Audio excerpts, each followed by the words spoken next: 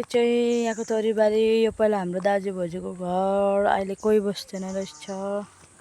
अन्त यस्तो आएर योहरू जल्दो रहेछ। यो गुवाहरू सबै दाजुहरूको यो। अन्त यहाँबाट यस्तो रहेछ बाटो।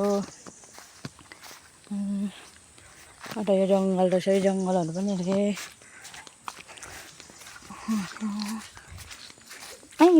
क्याच रहेछ यहाँ। हामी चाहिँ दसैँमा टिका लाएर चाहिँ सबैजना घर फर्किँदै गरेको। हाम्रो पार्टीहरू चाहिँ सबैजना अगाडि हुनुहुन्छ यता अगाडि गरी। यस्तो दामी जग्गा रहेछ जसमा जङ्गल रहेछ दामी। यहाँ हात्ती आउँछ साला क्या दामी आयो यहाँनिर।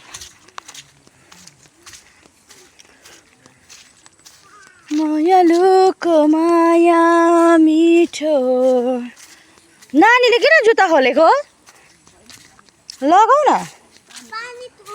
होइन अहिले उपरसम्म त लाउँदा हुन्थ्यो त।